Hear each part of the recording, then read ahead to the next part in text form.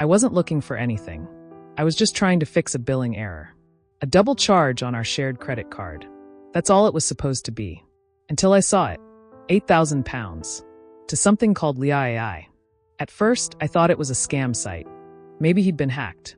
I even laughed nervously, thinking how I'd tease him about falling for a phishing link. But curiosity has a way of digging deeper. I clicked, and what opened was a sleek, pastel-toned homepage. Eliza, the companion who understands you. Romantic companionship. Emotional intimacy. 24/7 availability. Powered by AI. And then I found the login page. He had saved the password. I clicked again. What I saw next made my hands go cold. Hundreds of messages. Flirtatious. Deep. Tender. Sometimes poetic. Sometimes painfully personal. He called her baby. He said she made him feel seen. He told her things I hadn't heard in years. And for a moment, just one, I couldn't breathe. The next hour was a blur. I sat on the floor with my laptop, replaying the past 6 months in my head. His sudden mood shifts. Late nights on the computer. That strange smile he wore sometimes while looking at his phone. How had I missed it? More importantly, had I driven him to it? That question wrapped itself around my chest like a cold rope. Had I become boring? Too tired? Too distracted? Had I stopped asking him how he was feeling? Did I even see him anymore? Was I not enough? The guilt was instant and brutal.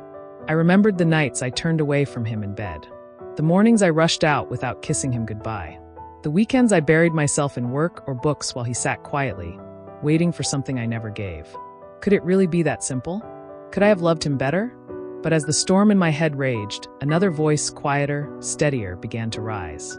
No, this wasn't about being enough. This wasn't about being perfect. This was about respect, about truth, about the promises we made. Love can fade. That happens. But betrayal? That's a choice.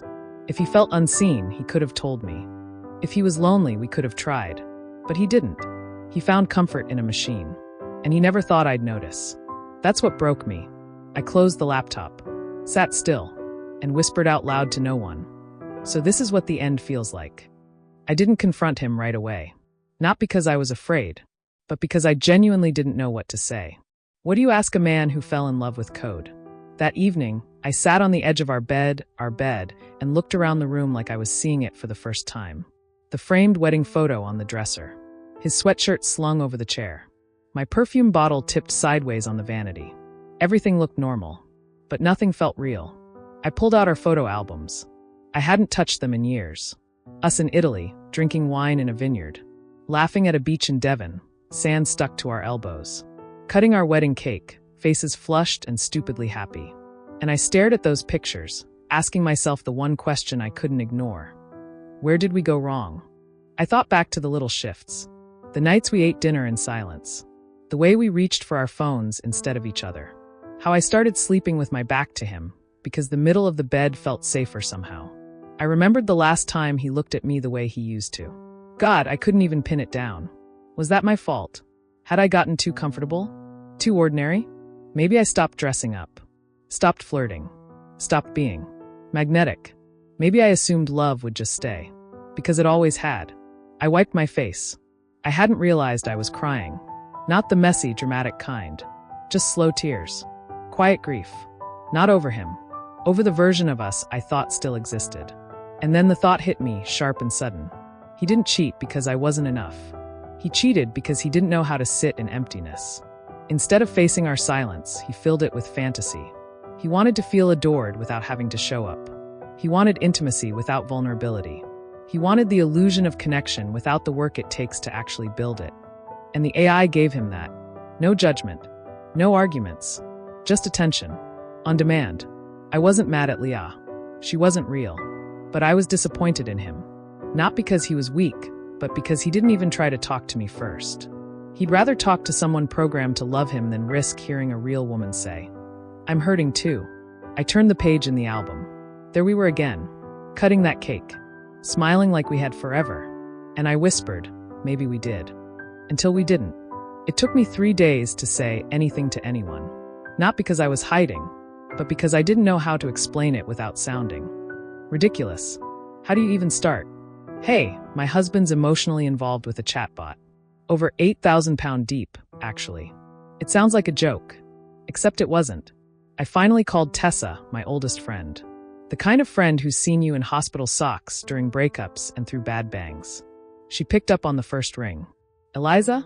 You okay? Silence. I didn't know where to begin. But my voice cracked anyway. I think my marriage is over. A pause. Then her voice dropped into something softer, steady. I'm listening. So I told her. Not all at once. Just fragments. The website. The messages. The weird blend of betrayal and absurdity.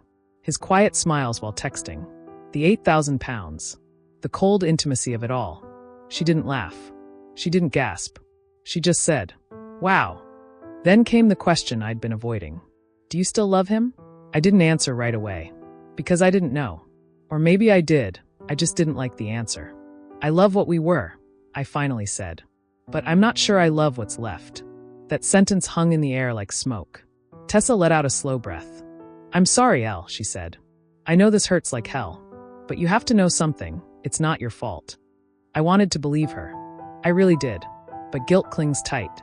I keep wondering if I made him feel invisible, I whispered. If maybe I stopped trying.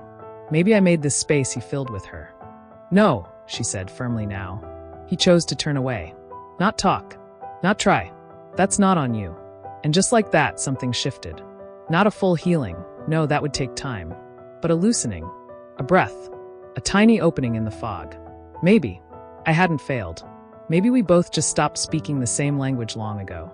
And one of us found a way to fake fluency with a machine. Later that night, I stood in front of the mirror. Not to check my makeup. Just to look at myself. I didn't see a woman who'd been left behind. I saw someone who stayed. Who tried. Who showed up, even in silence. And maybe that was enough. It happened on a Tuesday. Nothing special about it, no storm, no cinematic backdrop. Just two people in a kitchen, surrounded by silence thicker than the air between them. He was making tea. I was sitting at the table, watching his back. For a moment, I wondered if he knew. If he'd noticed the shift in me. If he could feel the weight of what I wasn't saying. He turned, handed me a mug, and said, You've been quiet lately. I looked up. I found the charges. And the messages. He froze. Like his body had shut down, one breath at a time. He didn't deny it. Didn't fumble for a lie. He just sat down across from me, eyes low. I didn't think you'd ever see them, he said, voice barely above a whisper. That hurt more than anything. Not what he did, but that he thought I'd never notice. I need to ask, I began, hands wrapped around the mug. Was it me? He looked up, startled. What? Was I not enough? Not present enough? Not fun, not soft, not something. He shook his head. Eliza, no. God, no. This wasn't about you. I let the silence stretch before answering. Then what was it about? He exhaled, long and ashamed. I felt disconnected. From life. From myself.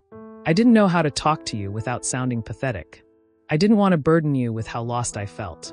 So you talked to someone who couldn't judge you. He nodded. She made it easy to feel heard. But not seen. Never truly seen. And I did. You always did. We sat in the stillness of that truth. He rubbed his eyes with the heel of his hands. I'm so ashamed, he said. I believed him. But I also knew something else. That shame didn't undo the choice. That apology didn't erase the fracture. I'm not angry, I said softly. But I'm done. He looked like he wanted to fight that. But he didn't. Instead, he nodded. Eyes glistening. Do you hate me? I shook my head. I don't even know if I love you anymore. But I don't hate you. I just think, whatever we had, whatever we were, it's not here anymore. And maybe it hasn't been for a long time. He blinked slowly, then gave the smallest, saddest smile I'd ever seen. I guess I always thought you'd leave one day, he whispered. And I said, I didn't leave. We just stopped walking together. We didn't fight. We didn't cry. We just sat there, two people holding the pieces of something they couldn't rebuild. And in that stillness, I felt the softest kind of peace. The next morning, the apartment felt unfamiliar. Same walls, same light through the curtains, but different air. He had packed a small bag and left early. We'd agreed on space. No yelling, no dramatic exits. Just a pause that felt final. I made coffee, but only one cup this time. It's strange. The rituals you don't realize are shared until they're yours alone again. I stood in the kitchen barefoot, mug in hand, staring out the window. And for the first time in weeks, maybe months, I wasn't thinking about him. I was thinking about me. Not in a dramatic new chapter kind of way. Just wondering what I liked, what I wanted, what kind of silence I could make peace with. I sat at the table and opened my journal. It had been collecting dust for a year. First page. June 2019, what I'm grateful for. So optimistic. So certain. Today, I flipped to a blank page and wrote, I am still here. Later, I took a walk without my phone. No destination. No podcast in my ears. Just wind and pavement and the sound of my own breath. I watched a little girl chase a pigeon, laughing like the world had never disappointed her. And I smiled, not because I felt whole, but because I felt present. That night, I texted Tessa. I don't know what comes next, but I think I'm okay with that. She replied within seconds. That is what comes next. And somehow that made sense. I wasn't over it, but I was stepping outside of it. And that, I was learning, is how healing starts. Not with a loud moment, but with a quiet one you don't have to share with anyone. Just you, breathing, still here. 3 weeks passed. People say time heals. I don't think that's true. But time softens. It blurs sharp edges. It makes space for breath. I didn't feel like a new woman. Just a quieter one. The apartment was still half his slippers still by the door, his jacket in the closet. We hadn't rushed the logistics. We were taking it slow, like we had time even as we untangled the end. But in all that stillness, something had shifted inside me. I wasn't waiting anymore. One Thursday morning, I booked a therapy session. It wasn't dramatic. I didn't cry in the waiting room. I just sat across from a woman in soft linen and said, I think I forgot who I was. She didn't flinch. She just nodded. Let's start there. Other changes were even smaller. I stopped skipping breakfast. I started reading again, not self-help, just novels. Fiction. Things that weren't about me. I said yes to dinner with coworkers. I let myself enjoy the way red wine made my cheeks warm. And for the first time in years, I bought new sheets. Not because I needed them, because I wanted them. Linen. Olive green. Soft. Cool. Unshared. One night, Tessa and I sat on my living room floor eating takeout. She was mid-rant about dating apps when she stopped and looked at me. You seem lighter, she said. I smiled. I'm not. Not really.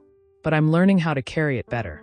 That weekend, I packed a small overnight bag and drove to the coast. No real plan, just a cheap Airbnb, a playlist, and the open road. I stood on the cliffs the next morning, hair whipping in the wind, ocean crashing below. And I didn't feel free exactly. But I felt still. And in that stillness, I whispered something to myself. Just once. Just for me. I didn't deserve what happened. But I'm not going to punish myself for it anymore. We met at a quiet cafe. Neutral ground. Halfway between the life we built and the lives we were about to begin separately. He was already there when I arrived. Hair a little messier than usual. Same navy coat. He stood when he saw me, still polite, still soft. Eliza, he said, almost breathless. Hi. We sat across from each other. Two people who once shared a bed, a home, a dream. Now we shared. Silence. I got the papers, I said, gently placing the envelope between us. He nodded. I'll sign them. I waited, then asked, do you want to talk about it? He hesitated. Then, I've been in therapy. That surprised me. I thought I needed distraction, he said, but it turns out I needed clarity and courage. A pause. I'm sorry I looked for something outside us instead of asking if there was still something in us. I nodded. I know. And I'm sorry too, for the ways I drifted without realizing. We weren't blaming each other anymore. We were just naming things. Kindly. Honestly. He looked down at the envelope. You were always better at knowing when something was over, he said. No, I replied. I just finally stopped being afraid of naming it. Then came the question I wasn't sure either of us was ready for. Do you think, he asked carefully, we ever had a shot at forever? I smiled softly. Not bitter. Not sad. I think we had a beautiful 6 years. And that's not nothing. He blinked. Looked away. Then back at me, tears unshed. I still care about you. I know, I said. Me too. But sometimes caring isn't enough. Sometimes the kindest thing you can do is let go. We left the cafe with no drama. No hugs. Just a glance that said, thank you for what was. And we'll be okay. I walked away without looking back. Not because I didn't want to, but because I didn't need to. It's been 4 months. The apartment is quieter now. Not lonely, just honest. There are still little echoes of the life I had. His mug in the back of the cabinet. The pair of keys I haven't had the heart to throw away. But they don't hurt anymore. They just remind me I survived something. I kept the olive green sheets. I light candles in the evening now, not for romance, but for myself. The silence I once feared has become my sanctuary. It's where I hear my thoughts. It's where I rebuild. I go on morning walks without rushing. I talk more to strangers. I even smile when I pass couples because love, even after it fails, is still something worth believing in. People ask sometimes if I'm dating again. I'm not. Not because I'm afraid, but because for the first time in years, I'm enjoying my own company. I've learned that healing isn't a destination. It's the quiet decision to keep showing up for yourself. And I've learned something else, too. Just because someone stops loving you the way they once did doesn't mean you are any less lovable. I thought the hardest part would be losing him. But it wasn't. The hardest part was remembering I was whole. Even when we were not. And now, as I stand on my own, I'm not angry. I'm not bitter. I'm not broken. I'm just free.